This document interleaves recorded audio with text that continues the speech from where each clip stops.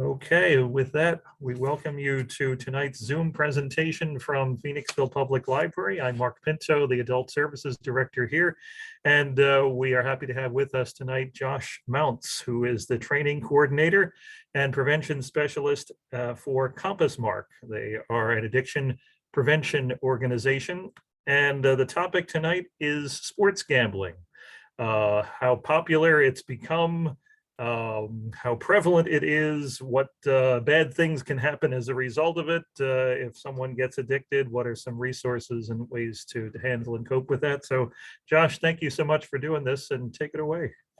Thank you so much, Mark. It's a pleasure to be with everybody tonight.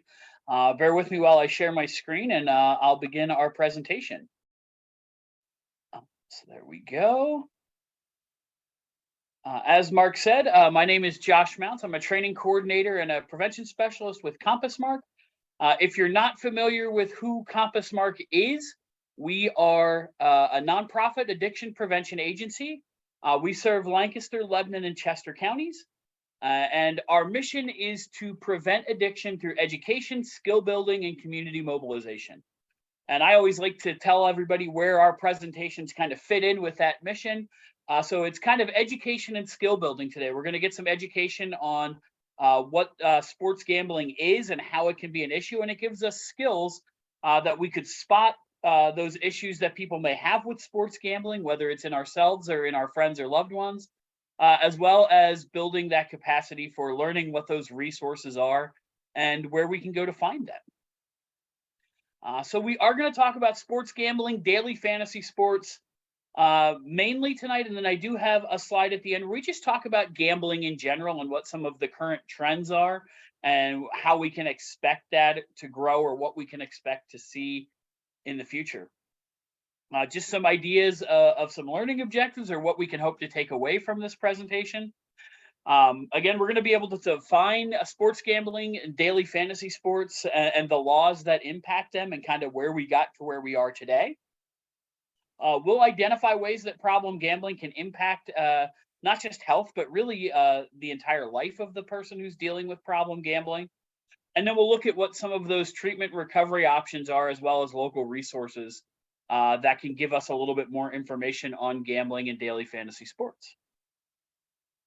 And again, this presentation falls in a perfect spot because March starts Problem Gambling Awareness Month. That is put on by the National Council on Problem Gambling, and I have some information on them a little bit later in the presentation when I look at those resources. But it really is a month to bring about all kinds of awareness when it comes to not only problem gambling, but also to champion the cause of responsible gambling and the things that people are doing, I should say, to make sure that gambling can be responsible and can be a form of entertainment for folks. If you want to put your thinking caps on as we're going through this, I have a slide where I'll talk about it in a little bit. But ask yourself why we think March might be the perfect month for Problem Gambling Awareness Month.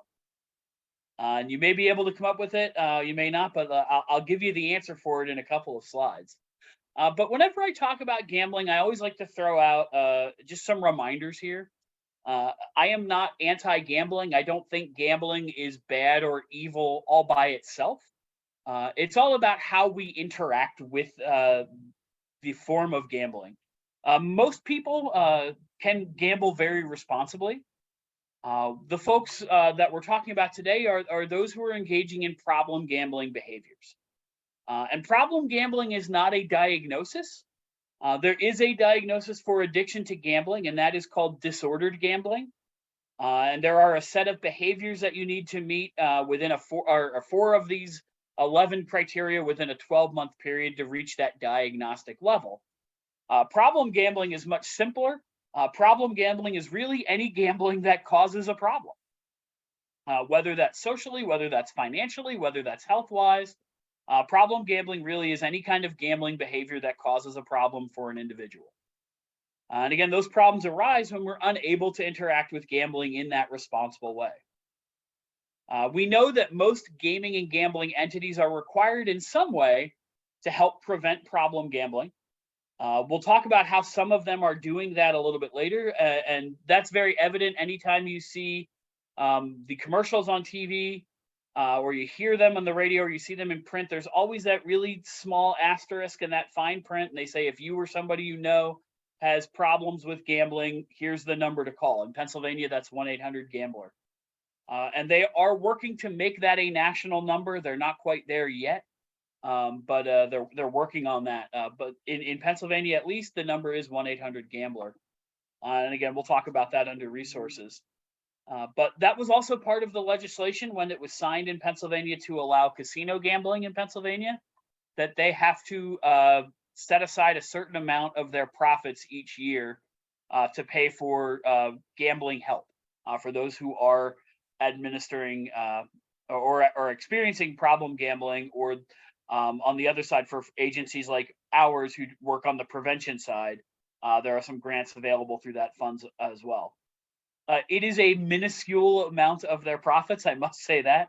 It is 0.1% of their profits is what they're required to set aside. And again, it's also important to remember that gambling has been around forever in one way, shape, or form, and it's not going anywhere. It will continue to be around forever in some way, shape, or form. In fact, if we look at the United States, gambling in some form is legal in 48 states. There are only 2 in which gambling is not legal. And one of those is usually a surprise for people, and one of them is not. The state of Utah does not allow gambling in any way, shape, or form. And the other state where it is currently illegal is Hawaii.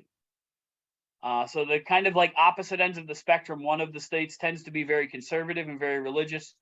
The other state tends to be very progressive, but both of them have no gambling in any legalized form at this point. Some important definitions as we're going through this, talking about gambling and sports gambling, daily fantasy sports.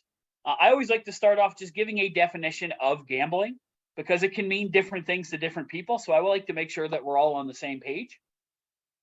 And gambling really, in its simplest form, comes down to risking money or something of value on the outcome of an unknown event. If there's no risk involved, it's really not a gamble. And if we know the outcome, it's really not gambling either. So the 2-question test I would always say that we can use to ask ourselves, is something gambling or not? Do I have to pay to play? And am I guaranteed to win something? Right? If I have to pay to play, but I'm not guaranteed to win anything back, that is a form of gambling. And we'll talk about where that falls in with some of our legislation in a second. I also like to give definitions for sports gambling and for daily fantasy sports, because they are uttered a lot of times in the same breath and mentioned together, but they're 2 pretty different things, and they're legislated in different ways. So I like to just make sure that we know the difference between the 2. Sports gambling is that activity of trying to predict the results of sports by putting a wager on the outcome. That could be the whole game, right? I bet that this team is going to win. Then they cover point spreads and over-unders, and there's lots of different ways we can do that, but we're putting some kind of wager on the outcome of the game. As we go through that game, there's not unusual to have smaller bets placed on aspects of the game, circumstances surrounding the game. Those are called prop bets. And when you look at what is available to bet on around a sporting event, it really can be just about anything. When we think about the Super Bowl, there are prop bets on what is the temperature going to be at kickoff, more or less than X degrees. There is an over-under bet usually on how long the national anthem will last. So it doesn't just have to be about the game, but all of those circumstances that surround the event. When we talk about daily fantasy sports, it's just an accelerated version of traditional fantasy sports. Again, fantasy sports have been around forever. Those season-long contests where you pick your team and they earn points based on how the actual players perform. There may or may not be money based on the outcome, depending on what league and who you're playing with. But daily fantasy sports are really just an accelerated version of that. It may be for, if we're talking about football, it may be for 1 week.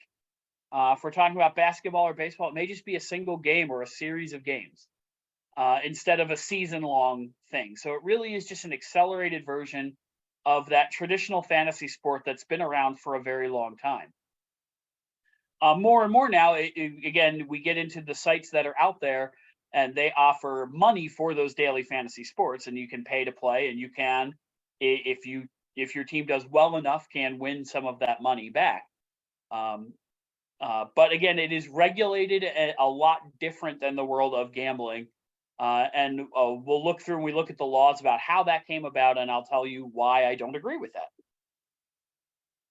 But again, we'll look at the law as it relates to sports gambling and fantasy sports. The big one is that we always talk about when we talk about sports gambling is called PASPA, or the Professional and Amateur Sports Protection Act, also known as Bradley Act. This was signed way back in '92 by the elder President Bush. And what this did was it banned sports wagering outside of a few specific locations that were already offering sports wagering.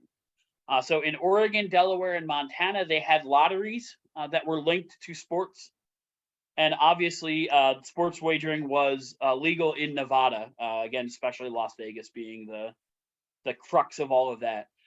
So it said, you guys are already doing it, so we'll let you go ahead and do that. But everywhere else, it banned sports betting.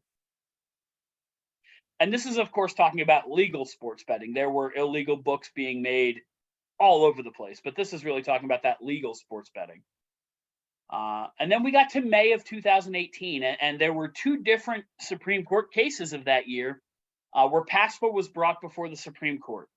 In the first decision, which was 7-2, some of the parts of PASPA were kind of knocked down because it said that we're taking power away from the states when we're not giving them the opportunity to make that decision for themselves. So that was kind of knocked down. And then later in 2018, in a 6-3 ruling, all of PASPA was struck down for being unconstitutional. So that's really what opened the door for sports betting to become legal wherever the states so deemed. It left that determination up to the state to figure out whether they wanted to get involved in sports betting or not. The other part of that has a really nice acronym that doesn't really pronounce anything the way PASPA did, but it's UIGEA. It's the Unlawful Internet Gambling Enforcement Act. This talks about sports wagering and being online, which is really what we're talking about today, the proliferation of everything being on handheld devices and being online. This was signed into law by the younger President Bush in 2006, and it really prohibited gambling entities from knowingly accepting payments in connection with participation in a bet or a wager that involves the use of the internet or anything that is unlawful under any other federal standards. So it basically, at that point, banned gambling over the internet. But special provisions at that time were written to exempt daily fantasy sports. So also, daily fantasy sports is nothing that's new. They've been around for a bunch of years. And at this point already is where we started to see that dichotomy between sports gambling and daily fantasy sports. That was actually brought to the Supreme Court of New York. It was actually brought in a bunch of states, but New York's was probably the most recognizable, or the one that garnered the most attention. And the idea of regulating fantasy sports as gambling was knocked down because fantasy sports was ruled as a game of skill, not a game of chance. Right? When we think of gambling, we typically think of a game of chance. So there's nothing that I can do to influence the outcome of that event. But really, fantasy sports was seen as a game of skill because you had to have the skill to choose the best fantasy team. And I partially agree with that, but where my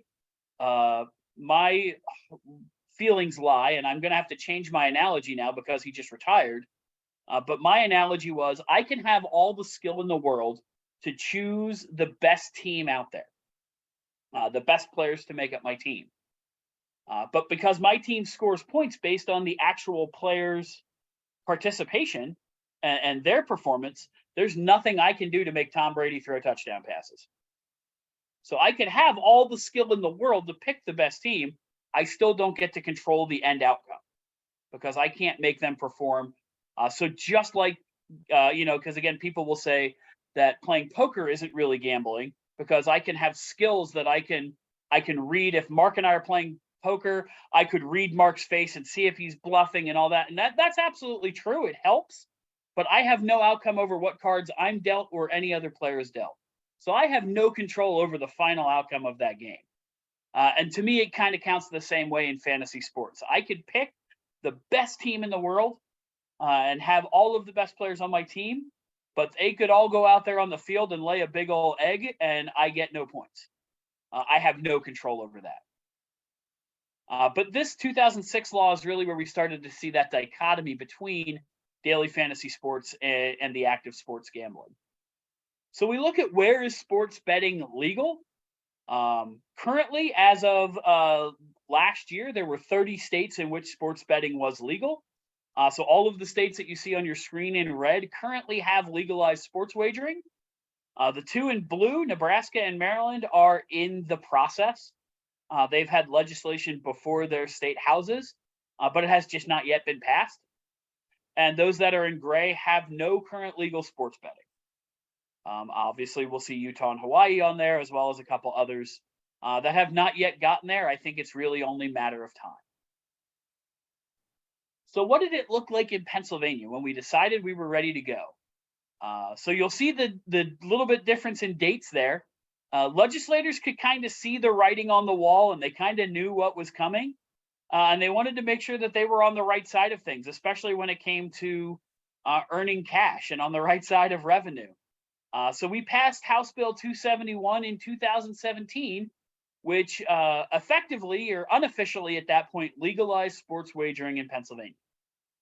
It basically laid the groundwork at that point for the legalization of sports betting in Pennsylvania. But they had to wait until 2018 when PASPA was struck down by the Supreme Court for it to actually take effect. So once that took effect in May, sports books hit the ground running and laying all of the infrastructure that they needed to do their job.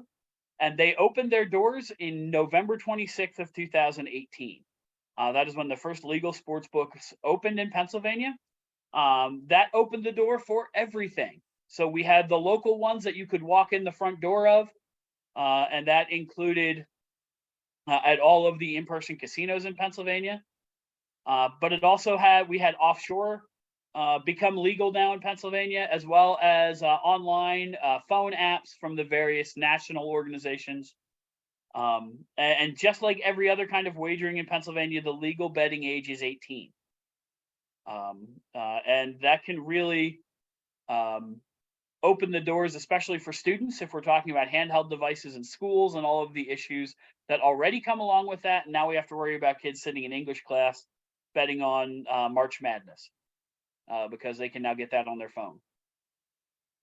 So what are the trends when it comes to sports betting and wagering here in Pennsylvania and abroad? What we see is an incredible jump. What we see is from December of 2021, studies showed that 18% of adults over the age of 21 said that they gambled on sports at least once a week. That's an 80% increase from January when it was just 10%. So we went from 10% to 18% in basically 11 months of people saying that they gambled at least once a week. And what we saw is percentages across all categories rose between January and December. So not only those people who said they did it once a week, those people who said they did it more often, those people who said that they wagered more and more money, all of those percentages went up between January and 18.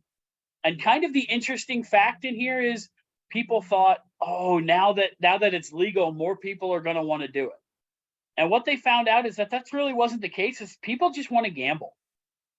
Those who wager in states where it is legal are not more likely to do so, or not more likely to bet more than those where it is currently illegal. So it wasn't one of those, oh, now that it's legal, everybody's going to want to do it. They just realized people want to wager, whether it's legal or not, and we just gave them the avenue to do so. And it really is all about the money. And to me, these numbers are staggering. Not surprising, but staggering. So the lifetime amount wagered since sports betting was legalized in Pennsylvania. So again, we're going back to 2018. So about 5 years now. May of 2018, we're a little shy of 5 years. It's just over $13 billion, which equated to revenue for those sports betting books of just over $134 million in just over 5 years. And all of the projections for where that's going to go is nothing but up. When we talk about the amount wagered, frequency of wagers, all of those things. When we look back, we have the data for 2022. Just in January and February alone, there was over $1 billion wagered. So lifetime from May of 18 till 2022, $13 billion with 134 million in revenue. Just in the first 2 months of last year, it was almost $1.4 million that was wagered, with again $6 million in revenue, or I should say $1.4 billion. I apologize, I misread my comma. $1.4 billion wagered, and over $6 million, almost $7 million in revenue just in 2 months. And when we look at what daily fantasy sports did, again, the one that is not regulated in any way, shape, or form like gambling, just in 2019 alone, their revenue was almost $3 billion. So again, it's all about the money. It really is. And when it comes to sports betting and money, and why Problem Gambling Awareness Month is perfectly situated here in March, is we are smack dab in the middle of the two largest wagering periods in ever, basically. The Super Bowl, again, just happening in February, is the single largest day of gambling every year in the United States. 2019 was $145 million was legally wagered. Legally is bolded there because we know there was a lot more that was wagered that wasn't done through legal channels. But again, just that one day, 145, almost $146 million was legally wagered in 2019. This year's Super Bowl saw more wagering than ever before by a staggering amount, because being in Arizona this year, because of legislation that was most recently passed, this was the first year that the Super Bowl was held in a state where sports betting was legal. So it went, the numbers that they saw were far beyond expectations. All of the experts had predicted that it was going to be large, and it went way beyond everybody's predictions for how much was going to be wagered this year. We're still waiting for the final tally for everything to come through. We don't quite have that data yet, but it's going to be huge. I can only imagine. When they looked at online wagers for this year's Super Bowl, again through DraftKings and some of the online wagering sites, I don't think it surprises anybody with the Eagles being involved in the Super Bowl this year. Pennsylvania ranked third in the nation with number of transactions, with just over 7 million. 7 million transactions just in the state of Pennsylvania alone, wagering on the Super Bowl online. Again, the other side of that coin is we have March Madness that's going to start in a couple of weeks here. The NCAA tournament, again, looking back at 2019 data, $8.5 billion was wagered on March Madness, on that whole tournament, whether it is on games, whether it's on the pools that are, go around in workplaces. But $8.5 billion wagered on March Madness in 2019. So it is no wonder why Problem Gambling Awareness Month is located where it is, right after the Super Bowl and in the midst of March Madness. So looking at the growth in what we're expecting to see, the daily fantasy sports market here in North America is expected to grow at an annual rate of about 11% between 2021 and 2026. And the revenue is expected to be around $8 billion by 2025. That's, again, another staggeringly high number. And that's revenue. That's not what is being wagered. That's what the companies are going to make off of those wagers. So the amounts being wagered are going to be incredibly high. Why is that going to happen? More and more people are online. The accessibility of sports books and daily fantasy sports apps make it easy. Again, it's one thing when you have to go to the casino, but when the casino is in your hand, or the sports book is in your hand. The other thing that kind of goes along with that is that it's becoming more and more a normalized thing.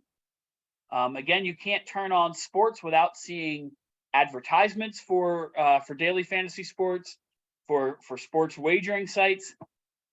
I'll talk about that a little bit more later. But the ads are there. Again, if you even watch Sports Center, again, like I'll put Sports Center on in the morning while I'm getting ready for work. They have the little ticker that runs across the bottom of the screen, which is always showing the odds if you want to bet on any of that evening's games. Even in our newspapers, as daily newspapers are kind of becoming a thing of the past. But if you open up the sports sections there, they often have the odds listed for all of at least the major contests for that evening. So it's becoming a more and more normalized thing. In the world of addiction, gambling is often referred to as the hidden addiction, because unlike substances, it's much easier to hide a gambling addiction. And again, it has become more normalized. If we see people using substances walking down the street, we're going to give them a wide berth, and we're going to look at them kind of a certain way and start forming certain opinions about them. But if we hear people talking about sports betting or playing fantasy sports, we don't think twice about it, or they could be doing it on their phone and we don't see it. So it's kind of more normalized, and it really is easier to hide. Again, with substances, there is a natural stopping point. If you use a substance to excess, sooner or later, your body's just kind of going to shut down. You're going to black out. You're going to pass out, something like that. Again, wagering, the only limit we have is available cash. So if we have the funds to keep doing it, there's no kind of natural break point there that makes us stop. Again, that technology being easier and easier to get our hands on. There's also a rise in consumption of sports through streaming services. So a lot of people are ditching cable, but they've got ESPN Plus or Hulu or Amazon, and they can stream all of those sports online. So again, that can be on a phone, that can be on a laptop, it can be on a tablet.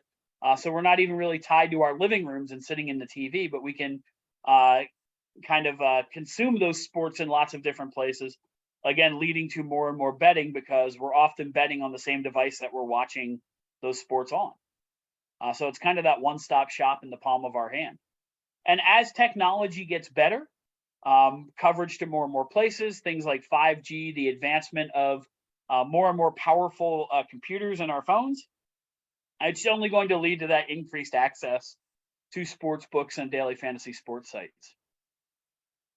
The other part of this that we're seeing is league sponsorships are starting to become more and more prevalent.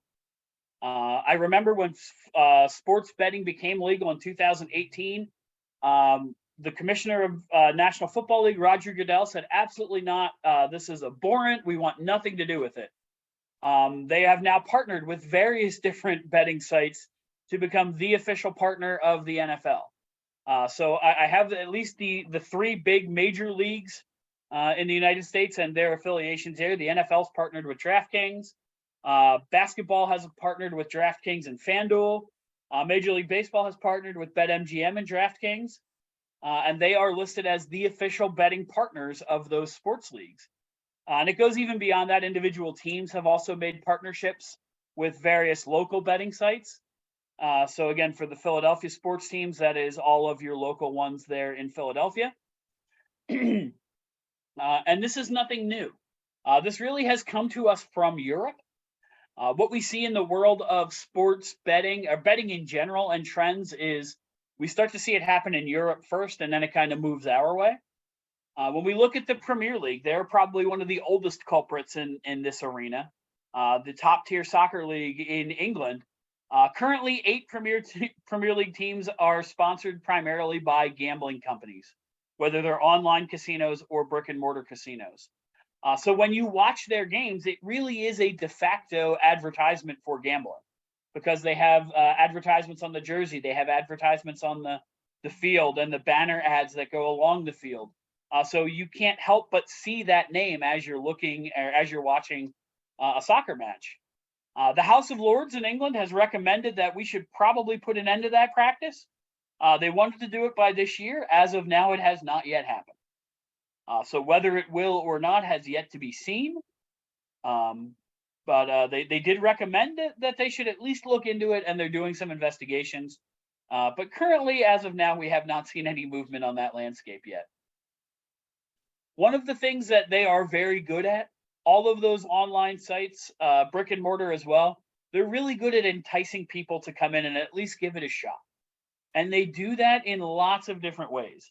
And it really is advertising at its best. One of the first things that they'll do is they use celebrity endorsements. So when you see these commercials, you'll see people like Jamie Foxx, Michael Jordan, Neymar, Allen Iverson, Kevin Garnett, and many, many, many more. That list goes on and on and on. Of all of these celebrities saying, you know what, you should probably give this a shot. And it kind of always makes me chuckle because all of the people who are supporting these gambling sites really can't afford to do so. We talk about if they were to gamble and lose, they probably wouldn't miss it a lot. But there are all of these celebrities enticing you to join their gambling site of choice. One of the big things that they'll do is match your initial deposit. And they advertise that as, well, it's free money. You'd be crazy not to take advantage of that. What I've seen is that most of them are up to about $1,000 now. So they'll match your initial deposit up to $1,000. You put in 1,000, they'll give you an extra 1,000. So again, their advertisement at least is, well, it's free money. Why wouldn't you want to take advantage of that? Which really can have some disastrous consequences for those people who cannot interact with it in a responsible way. They'll also offer what's called bet protection. So they'll say, if your initial wager loses, we'll give you your money back, right? So it's no risk. That's, again, the great way to spin that. It's no risk. So let's say they offer this special very much around large sporting events. So they would do it around the Super Bowl. And so the ads here in Philadelphia would say, your team is in the Super Bowl. Surely you think they're going to win. We want you to join our site. We want you to wager on the Eagles. And if they lose, we'll give you your money back. So no harm, no foul. What they don't tell you in the small print is that money is returned to you in the form of site credit. So you can only use it on site, and you have 7 days to use it or it goes away. So now you have to keep wagering to use that money if you want to give it back. And, have to deal with, well, if I lose it a second time, then I'm out. Or they're starting to offer things that are called early cash out, which means they're kind of hedging their bets. So, it says if you have the possibility of winning a large sum of money, but we all know that anything can happen in sports, so we'll let you cash out early for a lower amount. So the example would be is if you are betting on a football game, and your total wager, if you win, your payout would be $100. You'll get a message on your phone towards the end of the third quarter. And it'll say, looks like you're doing pretty well. However, we know that sports are unpredictable and you still could lose. So if you want to cash out now, we'll cash you out at $75 instead of the $100 that you would win if you waited till the end of the game. And they list that as some kind of bet protection, because you're winning less money, but we'll still pay out a little bit to you in the form of hoping that we want you to come back and keep going. And the other thing that they offer is just that ease and convenience. Again, many of the now ubiquitous ads promote how easy it is and inexpensive it is to get started. Lots of them will allow you to that first bet of $1. Just get your foot in the door, kind of get your feet wet. They'll offer ads and larger payouts around special events, so Super Bowl, March Madness, the league finals in the NBA, the World Series in baseball. They'll give you, again, some special enticements to join up around then, or some kind of larger payout. They'll call it your bet jackpot or something like that, that if you win those special events, it'll be a little bit more money. Just as ways to get people in. They'll talk about how easy it is. You can do it from the palm of your hand these days. And even now, what's called micro bets. And I'll talk about those a little bit more in the gambling trends. But it can happen in game. While the game's going on, you can make wagers. And again, lots of times you're watching the game on your phone. You're also wagering in the game on your phone. So everything's right there in the palm of your hand. So again, I talked about the idea of how this can become a problem. And again, problem gambling being any gambling behavior that causes a problem for somebody. It can lead to addiction in the brain. When we talk about how addiction works in the brain, it's all revolving around the pleasure and reward center of your brain. And it gets overwhelmed with things like dopamine that cause us joy and pleasure. The same brain chemicals that are released during substance use are the same brain chemicals that are released during gambling. So it can really rewire that pleasure and reward center of your brain. So gambling can lead to addiction.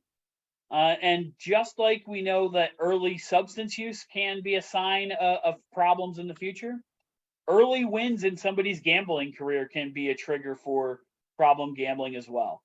So if you win big on your initial wager, it kind of gives you that false sense of that it's always that easy.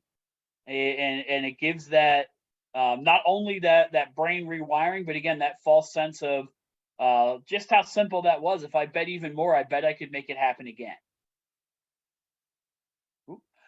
So I have a little bit of a video here I like to show. This is from NBC News. And this is last year, right before the Super Bowl, is when this ad is from. Fortune awaits! Sports betting, with ads practically running on a loop on TV, is now legal in 30 states, and upwards of 90% of it is happening online and on phones with apps from companies like DraftKings. As soon as we opened up and launched that mobile app, we saw the traffic spikes. The floodgates opened in 2018 when the Supreme Court struck down a federal sports gambling ban. Now, gamblers in a state like Pennsylvania spend hundreds of millions of dollars each month, and the state gets 36% of winnings as tax revenue. This young man, we're calling him T, is in recovery and did not want to be identified for professional reasons. I had bet over $400,000 in the past 6 years. With my phone, I could play 24/7. I could bet on Swedish basketball. I was betting at 3 in the morning on Russian ping pong. Addiction experts say online gambling gives companies the data they need to keep players betting. The more you know about someone, the more you know exactly what they need to keep them there to extract more from them. Betting company DraftKings says it protects its players. If we see patterns of play that are troubling, and if we've already tried to direct people towards resources or towards limiting tools and they're just not using them, we'll put restrictions on the account. The NFL commissioner once opposed legalized sports gambling. The integrity of our game is number one. We will not compromise on that. Today, the NFL has 3 official sportsbook partners as well as 4 approved sportsbook operators. The league says it promotes responsible betting. Former lawyer Harry Levant stole from clients and lost their millions at this casino. He now advocates for regulation. I had to walk into this building to place a bet. Gambling is now being delivered on every single electronic device, all day long, all night, on every single sporting event. T says he placed his last bet in October and worries about children this weekend watching the big game. They see gambling ads everywhere. Even commentators to the games are talking about the live odds and what the odds are for the game.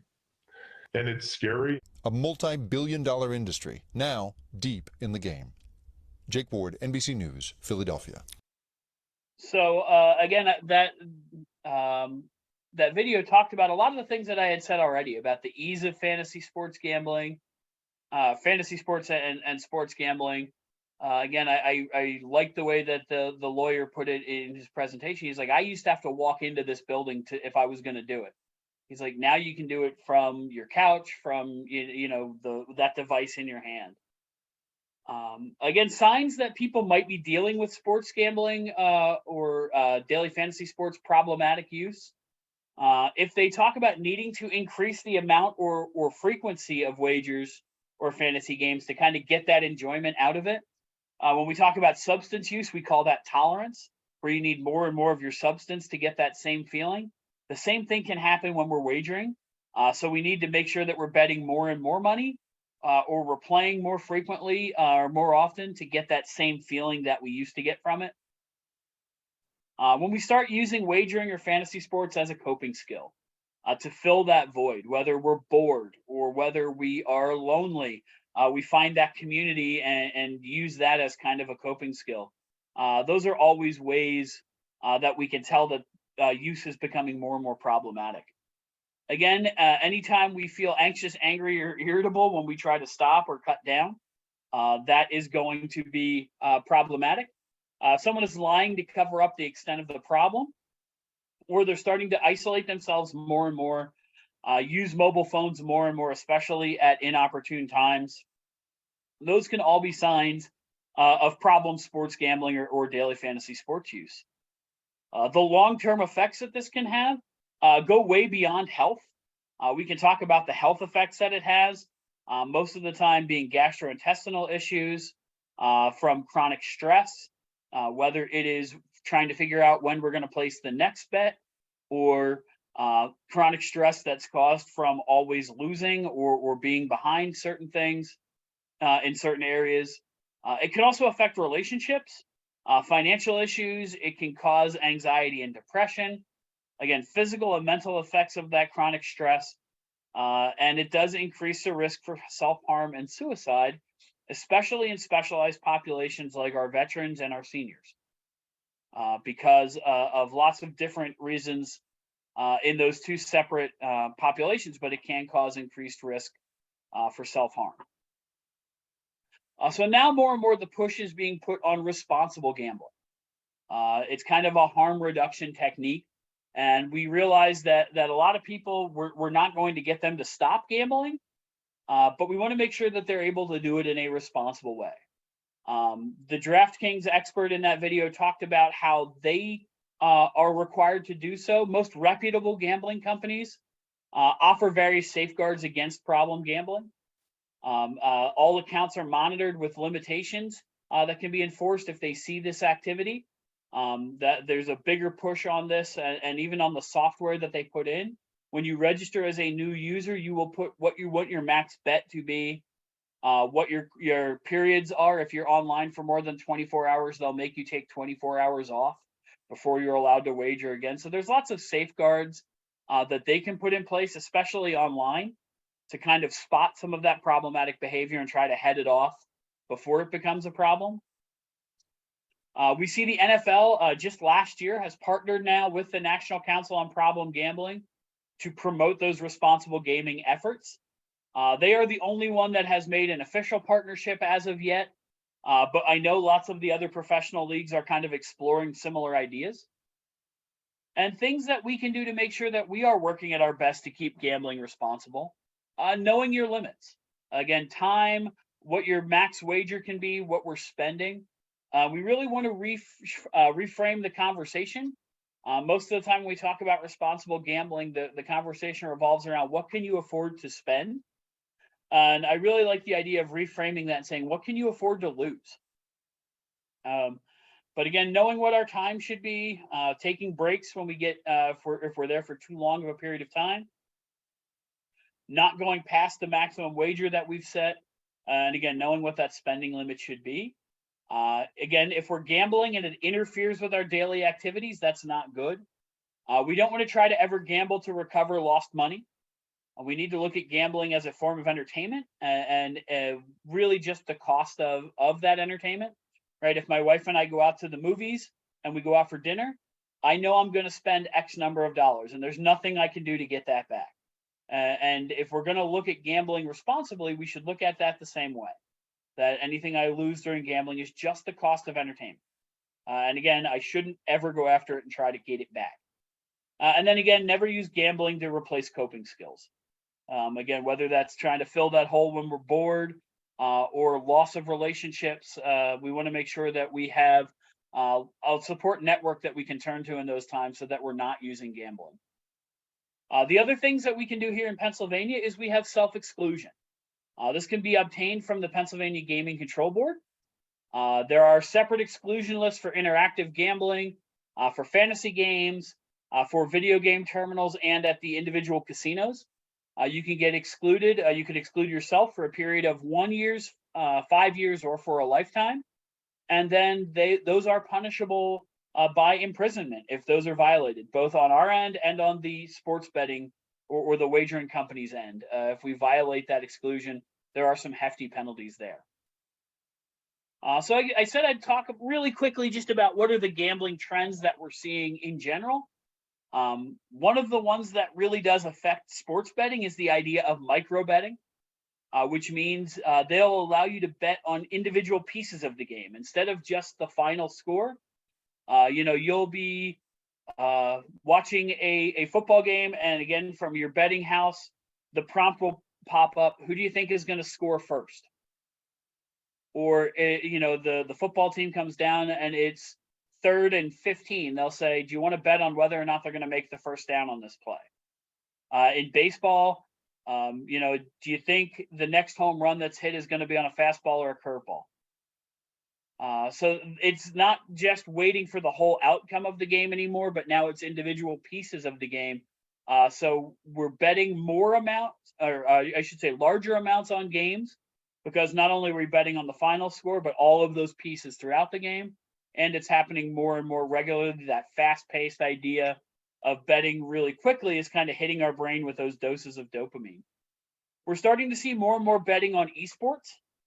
There are now leagues devoted to video game sports, Madden football, NBA basketball.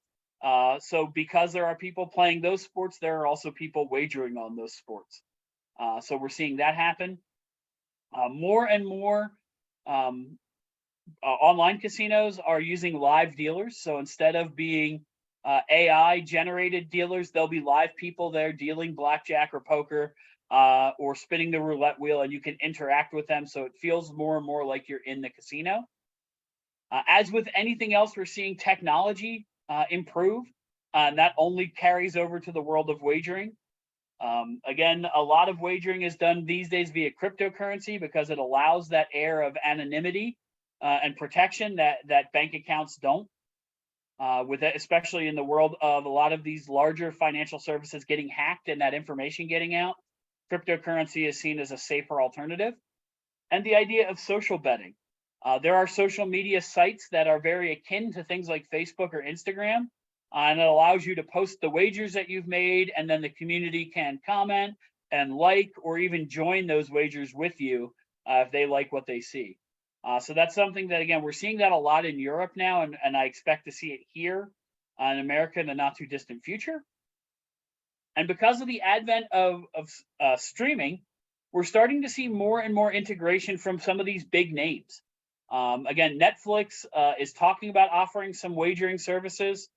Netflix does not currently stream sports, but it's the next logical progression for them. Amazon has toyed with the idea of offering some wagering because now they are they host Thursday Night Football for the NFL, as well as some other sports. So they are looking at that. And even Disney is looking and dipping their toe into the world of sports wagering. And if anybody asks, why on earth would Disney want to get into the realm of sports wagering? It is easy to forget sometime that Disney is the parent company of ABC, which also owns ESPN. So they have been in the sports game for a long time now, and they figure if sports wagering is a thing of the future, they're going to get in on that profit stream as well. They figure that's just kind of money that's out there that they're losing out on. When we look at treatment options, there's various options out there to treat those who are dealing with problem sports gambling and daily fantasy sports. This is kind of the biggest area of increase right now in the world of treatment. There's all kinds of certifications that are being offered now to work with those who are dealing specifically with problem gambling, which daily fantasy sports use and sports gambling would fall under. A lot of counseling, inpatient and outpatient, one-on-one group or family therapy. They have found behavior modification works especially well when dealing with problem gambling because it treats the underlying conditions, whether it's OCD, ADD, and ADHD, bipolar disorder, any of those underlying mental health issues that can kind of feed that gambling habit. Behavior modification can help with. And especially when it comes to gambling, they've had a lot of success using CBT or cognitive behavioral therapy because it works on challenging those problematic behaviors or thoughts and then teaching people how to fight those urges and kind of work through those relationship issues due to gambling and fantasy sports. And it really has led to some pretty dramatic of results when they look at how it treats problem gambling. Also, any of the self-help groups related to gambling are open for those in daily fantasy sports or sports gambling. So Gamblers Anonymous to work with the people who are doing the gambling, and Gam-Anon to work with family and loved ones of those people who are doing the gambling. Again, the National Council on Problem Gambling is kind of the overarching network that does this. They put on Problem Gambling Awareness Month. They are the National Organization on Problem and Responsible Gambling. I have their information there on how to get a hold of them.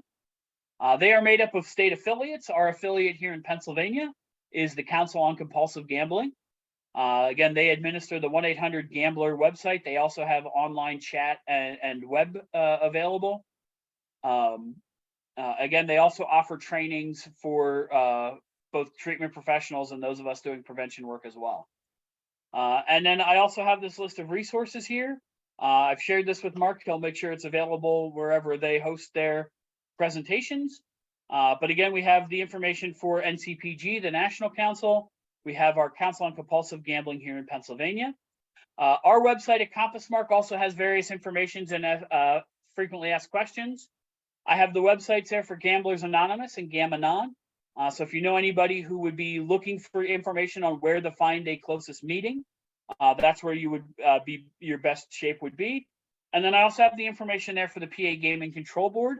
Again, if you or someone that you know is interested in learning more about self-exclusion, that's where you can find that information as well. And last but certainly not least, I have my contact information on here.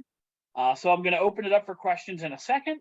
But if you think of something tomorrow, or you want to just continue this conversation about gambling and where it's headed, I have my cell phone number down there and my email address. I would certainly look forward to having that conversation with anybody. So with that being said, I'm going to stop sharing my screen, and I'll answer any questions or any thoughts that anybody may have. That was excellent presentation, Josh. Very, very thorough and very well researched too. So appreciate all the effort you put into that.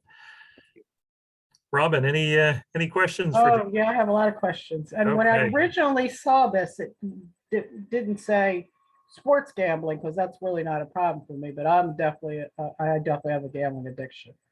And I haven't gambled in 85 days and 80 days, and I haven't done any kind of behavior modification other than I'm not gambling.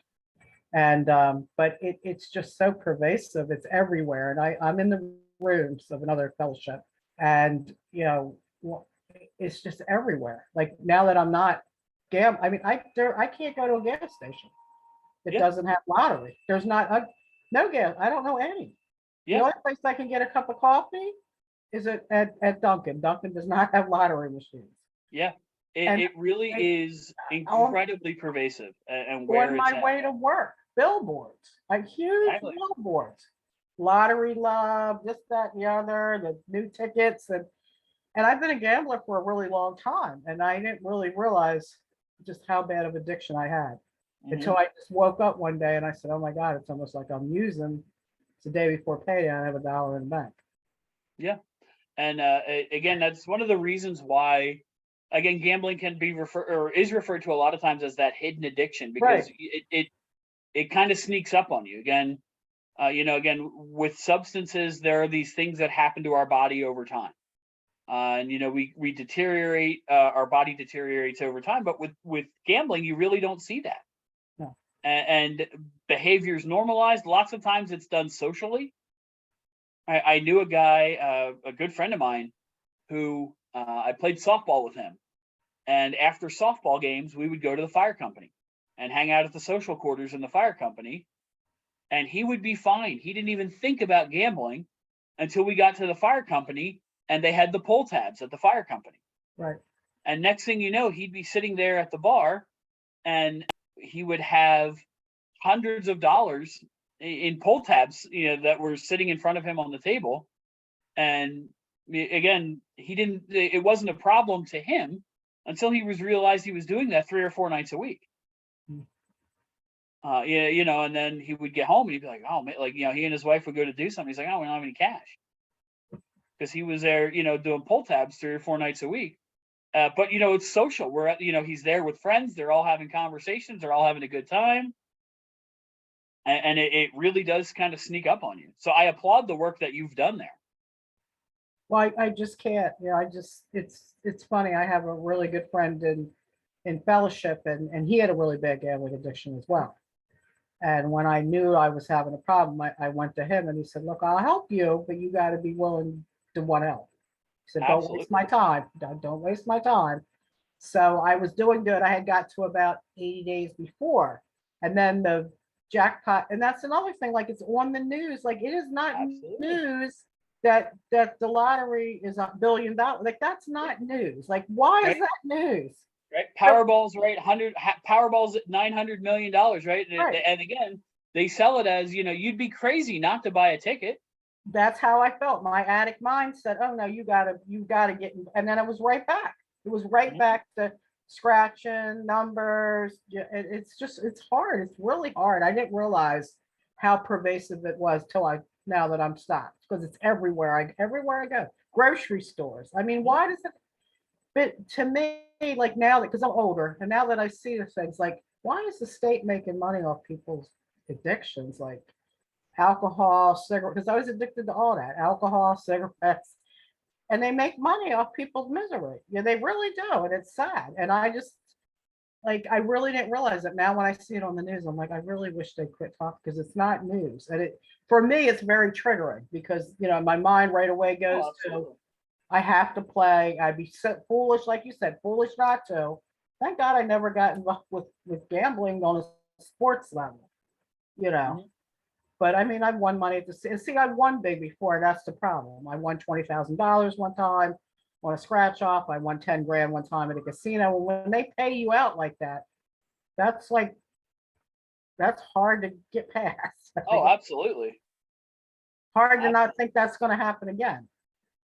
I say again, our brains are really funny like that. And again, when you get that, you're like, wow, that was easy. Yeah, exactly. You don't think about how many hours you sat at that casino before you hit that jackpot. Right. All your brain thinks is, that's a whole lot of money, and I didn't really have to do a whole lot to get it. No. So, it must be, let me keep trying. And next thing you know, that big stack of cash that you just won is gone. Yeah. Absolutely. And I always tell people easy come, easy go. And that's how that is too. It just goes, just like you get it, that's how it's going to go. Absolutely. I just don't know. I mean, I'm hoping I can continue to go on like this. I was with my friend. He had celebrated 27 years, and his sponsor was there, and he was so proud to say she's got 75 days not gambling. And I never want to be with the two of them again, and for them to say something other than that's only increased. Yeah, and like that's a motivation for me. But I don't know any other kind of, like you were talking about, cognitive ways that. Like, I don't know and understand any of the mental health aspects of this. I mean, I know I'm an addict, and my addiction shows up in every single area of my life. Food, relationship. I'm an addict, and it's just, that's how addicts are wired. It shows up everywhere. Put one thing down, something else comes up. Absolutely. And really, when they talk about like those cognitive behavioral therapies, really what it does is it looks at the way the brain has been rewired due to addiction, and it kind of looks at, well, what else can we do? Okay. Right? Like, it's kind of like, if I take, like you said, if I put something down, something else is going to take its place, right? So if I stop gambling, that means something else is going to happen. So that cognitive behavioral therapy really looks at ways to fill that hole or whatever is coming next to make it something positive, and kind of challenge those thoughts that come behind that. And you're like, again, the way we look at it and say, well, geez, I'd be crazy not to play, right? And it really kind of challenges that negative thought, and it says, yeah, but if I do that, this is all the stuff that's going to follow it. Right. Like you said, I did that, you were at a certain point, you're like, oh man, I'd be crazy if I didn't buy a ticket now. And it kind of started that whole process over again. So it really does work on kind of reframing those thoughts of, I'd be crazy not to play, with, look at all the bad stuff that's going to happen if I do.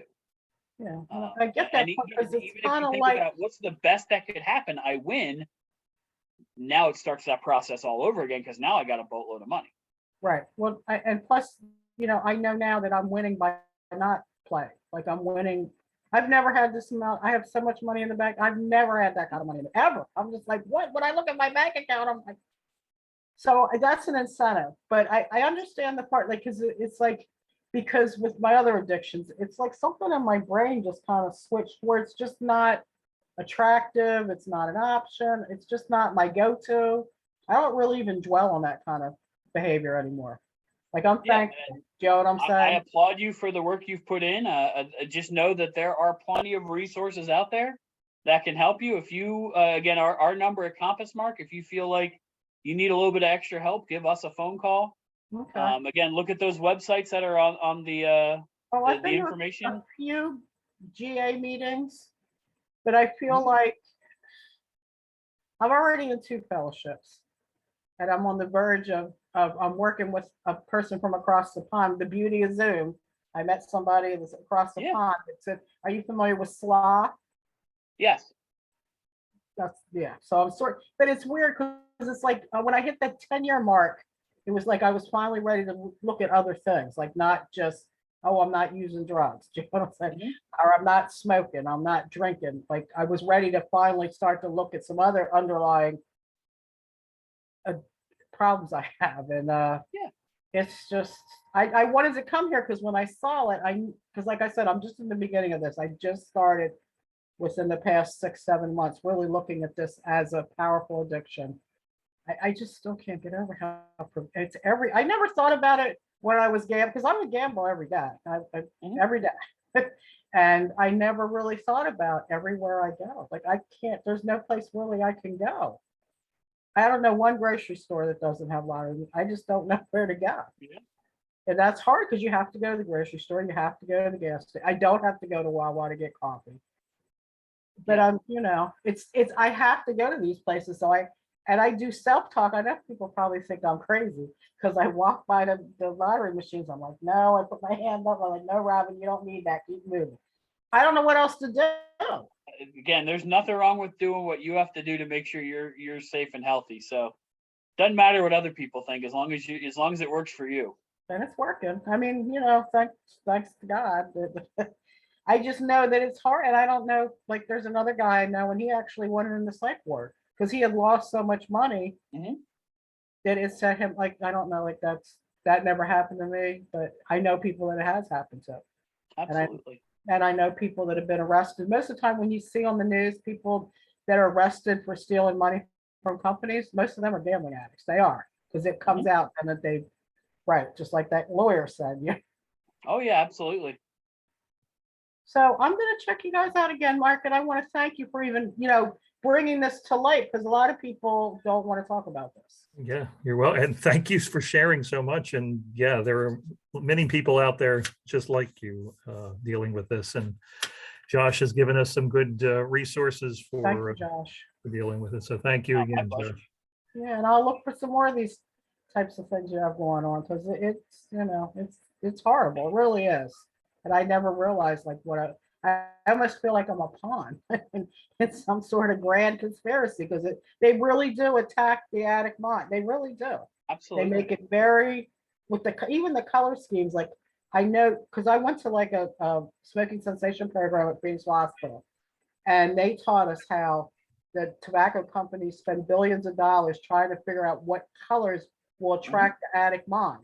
And it's the same color scheme in the casinos, in the lottery, the scratch offs. It's the same kind of colors. And I'm thinking, well, that's like setting me up to, you know what I'm saying? And that part I really don't appreciate, but I have to be an adult and say, I don't have to do that, which is not always fun, but because you said responsible gambling, like, for an addict, there is no responsible. We No, don't you're right. responsibly do things. We just, one is too many, and 1,000 is never enough. So, and I have to always remember that. Always remember Absolutely. that. And I did better because the jackpot was up real high, and I didn't succumb this time. So I'm hoping I can continue on that path. But thank you, gentlemen. I really, really appreciate you, and I will be looking you guys up.